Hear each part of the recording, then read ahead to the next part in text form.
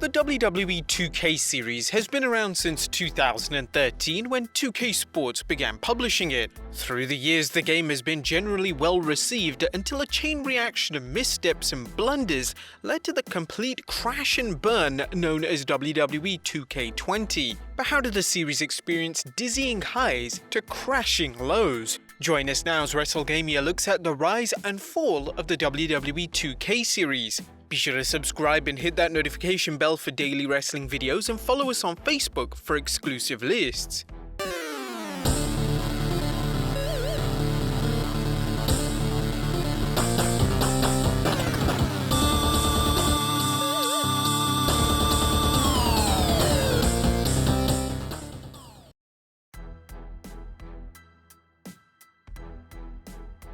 Now, the SmackDown series of games, or at least even today's games, go way back to the 2000s with WWF SmackDown, and that evolved into the Raw vs SmackDown series, but this video is examining the specific time frame when publishers 2K Games took over the franchise. Gamers will likely recall that Take-Two Interactive acquired the rights to the WWE franchise in 2013 after previous publisher THQ ran into financial problems. 2K Games, a component of Take-Two, then took over publishing the WWE games under its 2K Sports label, with developer Yuke's, which had worked on the WWE series for many years, developed 2K's first WWE game, 2K14. Despite some players' dissatisfaction with the series, the WWE 2K games remained popular, with players always finding something to like about the latest edition. However, this came to an abrupt end in 2019 with the release of 2K20. But what caused such a popular series to crash and burn?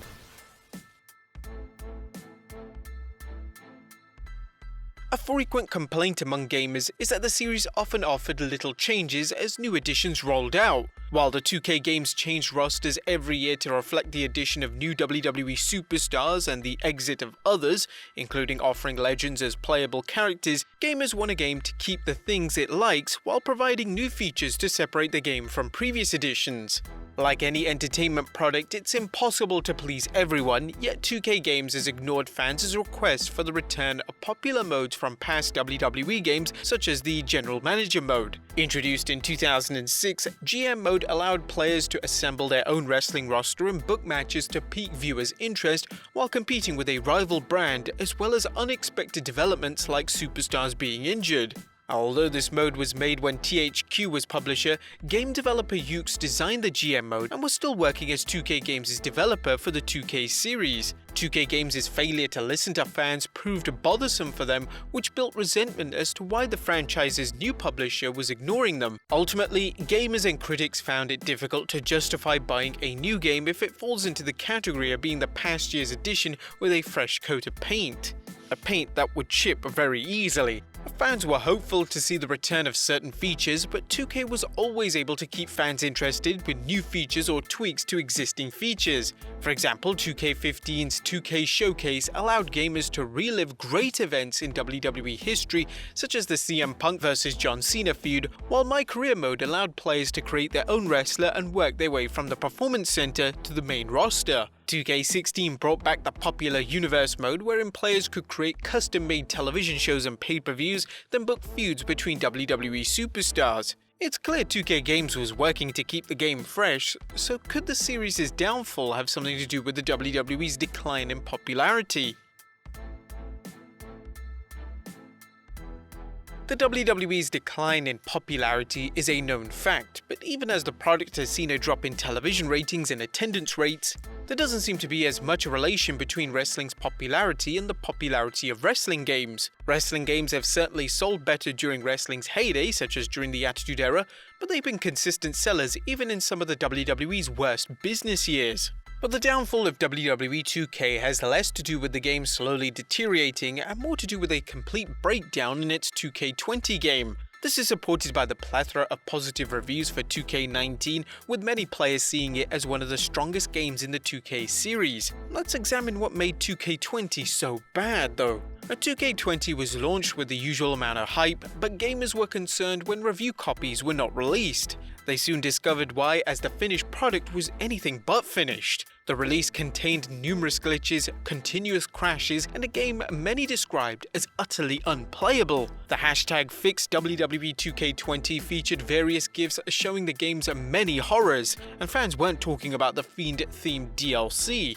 2K20's many faults have been described before, so there's no need to go over them in order to note that despite the release of many patches, the game still has a number of flaws.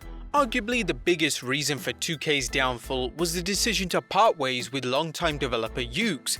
Yuke's had worked on WWE games since the days of PlayStation 1, and while Yuke's knew there was pressure to keep the WWE games fresh, they were blindsided in August 2019 when 2K decided to ditch Yuke's.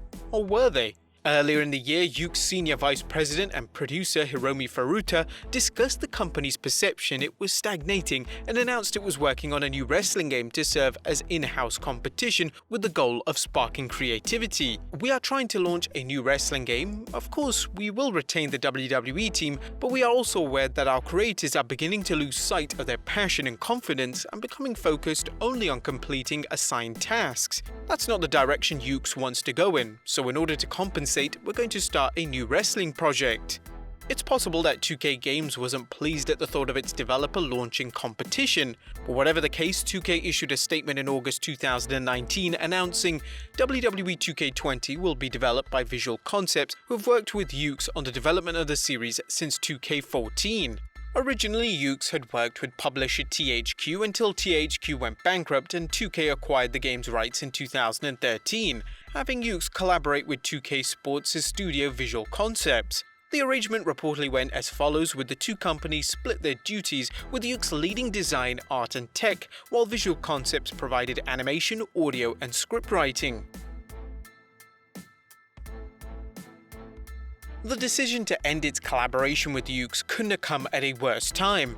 Yuke's was involved in arguably the game's most important aspects, which meant Visual Concepts had to pick things up and do so very quickly.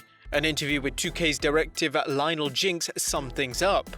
"Every system in the game, every piece of code and every art asset had to go through our pipeline, and it was our responsibility to make sure that we understood everything that we're putting in the game from front to back, right? And this is 20 years of just Yuke's code, Yuke's art, Yuke's pipelines that we had to take apart and understand. Not only understand, but make it ours and try to make it better at the same time, or make it as good as it was." But as everyone knows, the game was nothing close to resembling the quality of past games, resulting in terrible reviews and disappointing sales. Gamers demanded refunds, and eventually 2K announced it was cancelling 2K21. To make matters worse, rumour has it that 2K Gamers lost a number of workers due to 2K20. Former SmackDown vs. writer Justin Leeper talked about the crisis in a YouTube video, noting, "2K and the people within it are trying to distance themselves from the series. I've heard about double-digit people who were on the team who have quit. They haven't left for other stuff, they just quit because, man, I don't want this to stink on me anymore." So we'd gone from 2K14, a very respectable entry into the series and possibly some of them saying one of the best, to the big speed bump in 2K15 where a number of features were omitted from the game and they had to start from base up, 2K16 where things were turned around, as well as 2K17, polishing things in 2K18, and in 2K19 getting the game to almost perfect, to then becoming a complete disaster in 2K20. But despite 2K20's failure, 2K isn't done publishing WWE games and continued its annual releases by launching WWE 2K Battlegrounds in 2020, an arcade-style fighting game that, while not well received, managed to avoid the nuclear-level heat leveled at WWE 2K20. Battlegrounds appears to be a stopgap measure, a way of releasing a game without scrambling to find a way to rebuild a 2K franchise. At present, it appears 2K Games has its team working on another wrestling simulator to continue the 2K franchise, with fans hoping it will utilize the power of current-gen consoles, the Xbox Series X and PlayStation 5, while bringing back favorite modes such as GM mode. 2K Games has a tough road ahead, especially since there's much competition on the horizon. Ultimately, 2K can't afford to release another poor product with gamers having alternatives. But there you have it folks, the rise and fall of WWE 2K. Do you think there's any future for the video game series, and if so, what will it take for you to try it out? Be sure to leave your comments down below, subscribe if you haven't already, and I'll see you next time with some more wrestling video game content.